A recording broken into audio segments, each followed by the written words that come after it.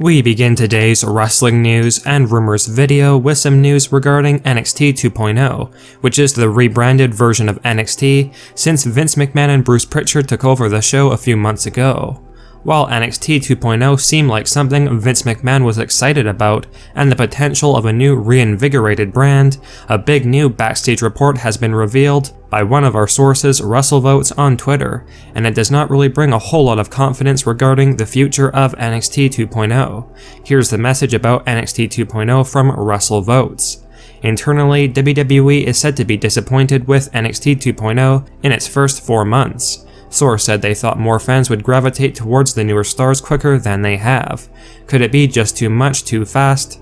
Either way, I don't expect any changes to the concept just yet. So by the sounds of it, while the concept of NXT 2.0 is not going to be changing all too soon, those within WWE are apparently a bit disappointed with the brand overall, and the fact that fans maybe are not getting behind some of these new stars like Vince or other backstage officials would have imagined. As many of you are likely well aware, lots of fans were angry when WWE decided to rebrand NXT and create this new NXT 2.0 to begin with, so many would likely be happy to see WWE revert NXT back to the brand that Triple H built up, although that is unlikely, and WWE still seemingly plan to continue on with NXT 2.0, although right now there is reportedly a lot of disappointment surrounding the brand. Last night's edition of Friday Night SmackDown featured an opening segment involving Seth Rollins, Roman Reigns, and the Usos, and most notably, during the promo by Seth Rollins, Seth mentioned his former Shield brother and current AEW wrestler Jon Moxley, with the exact quote from Seth Rollins' promo being the following: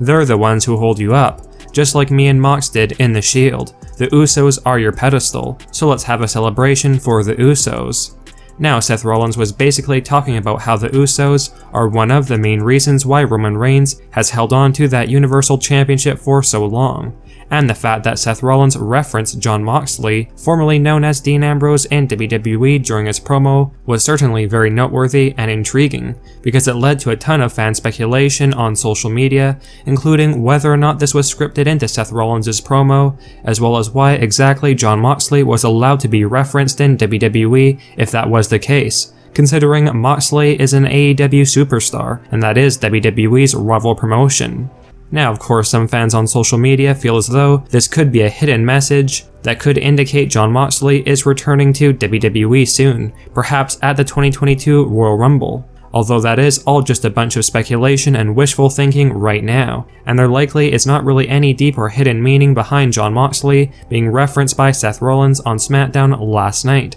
although it definitely was a memorable and unexpected moment nonetheless for sure. As some of you may be aware, former WWE superstar Summer Rae was in attendance for the episode of Friday Night SmackDown last night, and WWE introduced Summer Rae as being a quote, legend from Nashville, and some fans across social media were not very happy with WWE referring to Summer Rae as a legend, and that the term legend is being used way too loosely these days, as these fans feel like Summer Rae is more well known for a role on Total Divas, and was never even a very prominent women's division wrestler in WWE while she was in the company, let alone a former champion. Because of all the comments from fans about this, Summer Rae took to social media last night and stated the following message: "I don't make the rules, y'all, they said what they said." Now let us know your thoughts on some wrestling fans on social media being upset with WWE for calling Summer Rae a legend last night on SmackDown, and in your honest opinion, do you feel like Summer Rae is a WWE legend at this point? Sound off in the comment section below.